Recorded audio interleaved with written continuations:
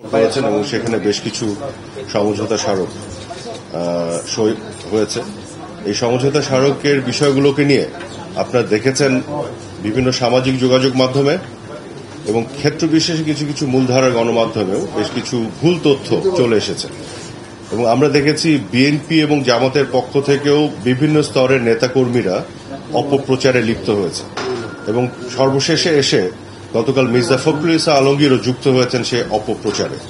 গতকাল তিনি একটি প্রেস কনফারেন্সে যে বক্তব্যগুলো দিয়েছেন এগুলো একেবারেই অসত্য এবং ডাহা মিথ্যা কথা এবং সমঝোতা স্মারকের সকল ধারা উনি হয়তো পড়েননি বা যারা এই অপপ্রচার করছেন তারা সকল ধারা পড়েননি। সকল ধারা না পড়ে না বুঝেই খণ্ডিতভাবে তারা এগুলো তুলে ধরে সাধারণ মানুষকে বিভ্রান্ত করছে। এই জন্য আজকে আমি সঠিক তথ্যগুলো আপনাদের সামনে তুলে ধরব ডকুমেন্ট সহকারে। যে কথাগুলি বলা হচ্ছে যে বাংলাদেশের বুক চিরে ভারতীয় ট্রেন এক প্রান্ত থেকে আরেক প্রান্তে যাবে, বুক চিরে যাওয়ার যে বিষয়টি, কিন্তু এই সমঝোতা স্মারকে এটিও বলা আছে যে ভারতের মধ্য দিয়েও বাংলাদেশের ট্রেন নেপাল এবং ভুটানে যাবে, এই সমঝোতা স্মারকে বলা আছে। এবং নেপাল এবং ভুটান থেকে বাংলাদেশের ট্রেন বা তাদের ট্রেন ভারতের মধ্য দিয়ে বাংলাদেশে এসে মংলা পোর্ট বা চিটাগং পোর্ট ব্যবহার করবে। তারা কিন্তু এখন কলকাতা পোর্ট ব্যবহার করে, অর্থাৎ আমাদের পোর্টগুলোকে আমরা লাভজনক করব। তাহলে কি আপনি বলবেন যে ভারতের নতজানু পররাষ্ট্রনীতি হয়ে গেল? তারা তাদের কলকাতা পোর্টকে বঞ্চিত করে বাংলাদেশের পোর্টকে লাভজনক করে দিচ্ছে। বিষয়টি কিন্তু আসলে আঞ্চলিক সহযোগিতার বিষয়, রিজিওনাল কানেক্টিভিটির বিষয়। তো এই বিষয়গুলো না বুঝে এই অসত্য কথাগুলি বলা হচ্ছে। তাহলে আরেকটি জিনিস দেখেন কিভাবে তারা হাইড করে গেছে। এটা একটা বিশাল অর্জন আছে আমাদের এই সমঝোতা স্মারকে। আপনারা দেখবেন যে নেপাল থেকে ভারতের মধ্য দিয়ে ভারতের যে গ্রিড লাইন, সেই গ্রিডের ট্রান্সমিশন লাইন দিয়ে আমরা নেপাল থেকে 40 মেগাওয়াট বিদ্যুৎ আমদানি করব এবং যখন আমাদের শীত মৌসুমে বিদ্যুতের চাহিদা দেশে কম থাকবে, অতিরিক্ত প্রডিউস করতে পারবো, আমরা রফতানিও করতে পারবো। তাহলে কি আপনি বলবেন যে ভারতের বুক চিরে বাংলাদেশ নেপাল থেকে বিদ্যুৎ আনবে এবং বিদ্যুৎ রফতানি করবে? এখানে তো পুরোটাই আমরা লাভবান হব। কাজে এই যে সমঝোতা স্মারকের এই বিষয়গুলো একেবারে উল্লেখ না করে, সমঝোতা স্মারকের পুরো বিষয়টি যে একটা উইন উইন, দুই দেশের জন্যই যে লাভজনক, এই বিষয়টি উল্লেখ না করে খণ্ডিতভাবে তারা অপপ্রচারের স্বার্থে এই মিথ্যাচার করছে, গোলামী চুক্তি বলছে, নতজানু পররাষ্ট্রনীতি বলছে। এবং আরেকটি বিষয় আপনারা খেয়াল করে দেখেছেন যে মির্জা ফখরুল ইসলাম আলমগীর এই কথা বলেছেন এবং অনেক অপপ্রচারকারী এটি বলছে যে আমাদের নাকি নিরাপত্তার ঝুঁকির মধ্যে পড়ে যাব আমরা। কিভাবে? যে ভারত যে ট্রেন নিয়ে যাবে বাংলাদেশের ভিতর দিয়ে, সেখানে তারা আর্মি এবং মিলিটারি সামরিক অস্ত্রশস্ত্র নিয়ে যেতে পারে, তাতে জিও পলিটিক্যাল একটা ক্রাইসিস তৈরি হতে পারে। অথচ আপনাদেরকে আমি আজকে দেখাই যে এই সমঝোতা স্মারকে 3 নম্বর পয়েন্টে পরিষ্কার বলা আছে, 3 নম্বর পয়েন্টে, এটা আপনাকে দিয়ে দিব। এখানে কি বলা আছে? এখানে বলা আছে যে গুডস উইদাউট রেড ট্রাফিক, মানে রেড ট্রাফিকের সংজ্ঞা দেওয়া আছে dangerous and offensive goods including arms, ammunitions and explosives. অর্থাৎ আর্মস, অ্যামিউনেশন অ্যান্ড এক্সপ্লোসিভস এগুলো নেওয়া যাবে না, এই সমঝোতা স্মারকেই পরিষ্কারভাবে বলা আছে। তাহলে এটা কোথায় পেলেন তারা? কল্পিতভাবে একটা উস্কানিমূলক একটা পরিবেশ তৈরি করছেন যেখান থেকে আর্মস নিয়ে যাবে। সমঝোতা স্মারকে তো এটা নিষেধ করা আছে।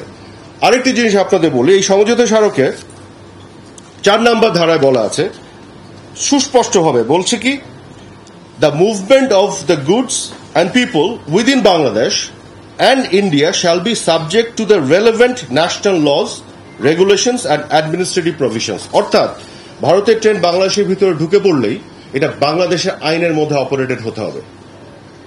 একইভাবে বাংলাদেশের ট্রেন যখন ভারতের ভিতরে ঢুকে নেপাল বা ভুটানে যাবে, সেটা ভারতের আইনের মধ্যে অপারেটেড হবে। অর্থাৎ আমরা কিন্তু আমাদের আইনের মধ্যে এটাকে অপারেশনের বাইরে যাওয়ার কোনো সুযোগ নেই। কাজে এটা টোটালি বাংলাদেশের মানুষকে বিভ্রান্ত করার জন্য, উস্কানি দেওয়ার জন্য এই কল্পিত একটা রূপকথার গল্প তারা তৈরি করেছে, যেটা আমাদের নিরাপত্তা ঝুঁকিতে ফেলবে। গোটা বিশ্ব আজকে এগিয়ে যাচ্ছে রিজিওনাল কানেক্টিভিটির মাধ্যমে। আপনারা দেখেছেন ব্রেক্সিটের ফলে আজকে যুক্তরাজ্য অর্থাৎ ব্রিটেন কি ধরনের বিপদে পড়েছে, আলাদা হয়েছে। গোটা বিশ্ব যে আধুনিক চিন্তা করছে, কানেক্টিভিটির মধ্যে আসতে যাচ্ছে। আমরা কিন্তু এটা এককভাবে ভারতকে দেইনি যে ভারত শুধু ট্রেন নিয়ে চলে যাবে। আমরাও ভারতের উপর দিয়ে নেপাল ভুটানে যাব, নেপাল ভুটানও ভারতের উপর দিয়ে বাংলাদেশে এসে আমাদের পোর্ট ব্যবহার করবে, আমাদের পোর্টগুলি লাভজনক হবে। আমরা নেপাল থেকে ভুটান থেকে আমরা ভারতের ট্রান্সমিশন লাইন দিয়ে আমরা বিদ্যুৎ আমদানি করে বাংলাদেশে নিয়ে আসবো। এটা একটা ওভারঅল কানেক্টিভিটি আঞ্চলিক যোগাযোগের মধ্যে নিয়ে আসা হয়েছে, যাতে করে বাংলাদেশের দীর্ঘমেয়াদে বাংলাদেশের জনগণের লাভ হয়। সেইটিকে কিভাবে তারা বিকৃতভাবে উপস্থাপন করছে। এবং দেখেন, শুধু এইটি না, আমি আরো কতগুলো জিনিস এখানে উল্লেখ করতে চাই। মাননীয় প্রধানমন্ত্রী শেখ হাসিনার আরো কতগুলো যে অর্জন আছে ভারতের সাথে দ্বিপাক্ষিক সম্পর্কের ক্ষেত্রে, সেটাও বলি।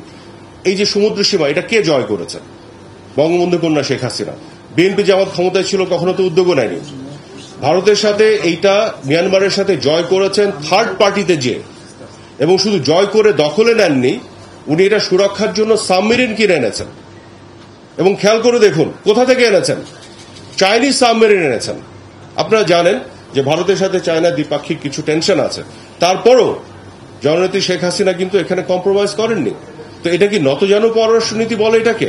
আর কিভাবে নতজানু পররাষ্ট্রনীতির সংজ্ঞা আপনি সংজ্ঞায়িত করবেন? তো বিএনপি জামাত তো মানে সাবমেরিন কেনা তো পরের কথা, তারা তো এই আরবিট্রেশনে যে আমাদের যে ম্যারিটাইম বাউন্ডারি, সমুদ্র সীমাটা তো তারা কোনো উদ্যোগই নেয়নি। তারপর আপনি আসেন, মাননীয় প্রধানমন্ত্রীর নেতৃত্বে গত 15 বছরে ল্যান্ড বাউন্ডারি এগ্রিমেন্ট করেছি ভারতের সাথে। আমরা আমাদের স্থল সীমার বিরোধ নিষ্পত্তি করেছি, এবং এই নিষ্পত্তির ফলে একটি কথা অনেকে বলে না, আমাদের যে আয়তন বাংলাদেশে, সেখানে 10,500 একর জমি যুক্ত হয়েছে, আমরা লাভবান হয়েছি। এটাকে নতজানু পররাষ্ট্রনীতি বলে? 47 সাল থেকে এই সমস্যায় গিয়েছিল। বাংলাদেশের পুরো আমলে বিএনপি তো কতবার ক্ষমতায় ছিল? কোন উদ্যোগ তারা নিয়েছিল? নিষ্পত্তি করতে পেরেছে? বঙ্গবন্ধু কন্যা শুধু নিষ্পত্তি করেননি, বাংলাদেশকে লাভবান করেছেন। ল্যান্ড বাউন্ডারি এগ্রিমেন্ট ছাড়া আমি যদি এভাবে বলি, আপনারা হয়তো অনেকেই জানেন যে ভারতের মাটিতে ভারতের গ্যাস ব্যবহার করে ভারতে উৎপাদিত বিদ্যুৎ, ভারতের মাটিতে ভারতের গ্যাস ব্যবহার করে ভারতে উৎপাদিত বিদ্যুৎ ত্রিপুরার পালাটানা প্রজেক্ট থেকে সবচেয়ে কম দামে আমরা বাংলাদেশে নিয়ে আসি। একটু খোঁজ করে দেখেন, বাংলাদেশে যে বিদ্যুৎ উৎপাদন করতে যে কস্ট পড়ে ডিজেলে, ফার্নেস অয়েলে বা অন্যান্য জ্বালানিতে, তার চেয়ে কম দামে কিন্তু আমরা বিদ্যুৎটা ওখান থেকে আনি, কারণ ওটা গ্যাস ভিত্তিক।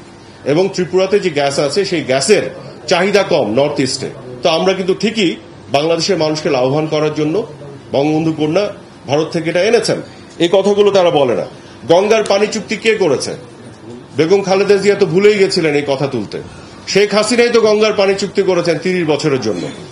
তো শেখ হাসিনাই আজকে নতজানু পররাষ্ট্রনীতি দেখাচ্ছেন। তারপরে দেখেন, ইভেন তিস্তার কথাও যদি বলি, তিস্তা আমরা এখন পর্যন্ত চুক্তিটা হয়নি, কিন্তু এই তিস্তার কথা নিয়ে এত আলোচনা কেন? কারণ শেখ হাসিনা তিস্তার জন্য ভারতকে বলেছে আমরা নেগোশিয়েট করছি, আমরা তুলেছি। বিএনপি আমলে আপনাদের কি মনে পড়ে একবারও তারা তিস্তার কথা কোন ফোরামে তুলেছিল? ওরা তো কথাই তুলে নেই, তিস্তা নিয়ে তো কোনো বার্গেনিংই যায়নি। আজকে আমরা তো তুলেছি, আমাদের 10টা অ্যাচিভমেন্ট আছে, 2টো হয়তো এখনো আমরা অ্যাচিভ করতে পারিনি, কিন্তু এটা যদি হয় শেখ হাসিনা হাত ধরে হবে। বিএনপি ক্ষমতায় যখন ছিল কখনো এই কথা তোলেনি, আগামী দিনও তুলবে না। ওরা শুধু আওয়ামী লীগের ব্যর্থতাগুলো তুলে ধরার চেষ্টা করে, এবং বিকৃতভাবে, অসত্য এবং মিথ্যাচারের মাধ্যমে। বিএনপির বরং নতজানু রাজনীতির কতগুলো উদাহরণ আপনাদেরকে দেই। 2014 সালে যখন বিজেপি নির্বাচনে জিতল, নরেন্দ্র মোদী প্রথম প্রধানমন্ত্রী হলেন, তখন মিষ্টি বিতরণ কারা করেছিল? মনে আছে তো? এটা তো আপনাদের গণমাধ্যমে এসেছিল।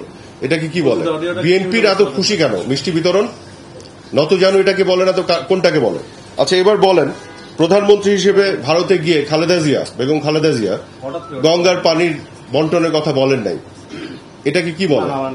বলিষ্ঠ পররাষ্ট্রনীতি নাকি নতজানু? তারপরে বলেন যে বিএনপি সরকারে থাকাকালীন সময় তিস্তার কথা কেন বলে নাই? কোন ডকুমেন্ট দেখাতে পারবেন, রিটেন কোন মিটিং মিনিটস, যে একবারের জন্য তারা তিস্তার কথা তুলেছিল? আনা তো দূরের কথা। তো যে তুলেই না, সে আজকে সমালোচনা করে কোন মুখে? আর আমরা তো এটাও জানি, ভারতকে গ্যাস দেওয়ার মুচলেকা দিয়ে তারপরে 2001 সালে তারা কিভাবে ক্ষমতায় এসছে, এটাও আমরা জানি। এখন আমি বিএনপিকে কতগুলো কথা বলতে চাই। আমি বলতে চাই যে বিএনপি আপনাদের চিন্তা নতজানু বলে আপনার আঞ্চলিক যোগাযোগ তথা রিজিওনাল কানেক্টিভিটি তার বিরোধিতা করেন। এই জন্য আমরা যখন submarine cable free of cost পাচ্ছিলাম, আপনারা এটা নেন নাই, বাংলাদেশের মানুষকে শত হাজার কোটি টাকার ক্ষতির সম্মুখীন করেছেন।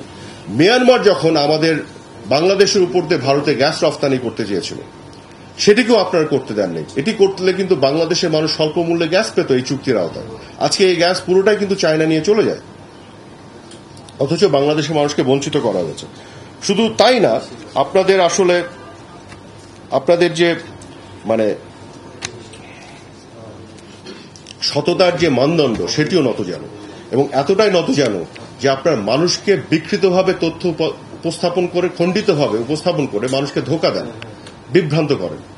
এবং দুঃখজনক হচ্ছে আপনাদের মানে এটাকে আমি জানি না কিভাবে ব্যাখ্যা করব, এটা আমার মানে অদ্ভুত লাগে যে বিষয়গুলি আপনারা কখনো চিন্তাও করেন নাই, তোলেন নাই, সেগুলোতে আওয়ামী লীগের একটির পর একটি অর্জন আছে, অথচ আপনার নির্লজ্জের মতন সেগুলো সমালোচনা করেন। আপনাদের তো ব্যক্তিত্ব নত জানো, ন্যূনতম লজ্জা শরম থাকলে এগুলো নিয়ে কথা না বলে ভবিষ্যতে কি করবেন সেই বিষয়গুলো জাতিকে বলতেন। ধন্যবাদ আপনাদের।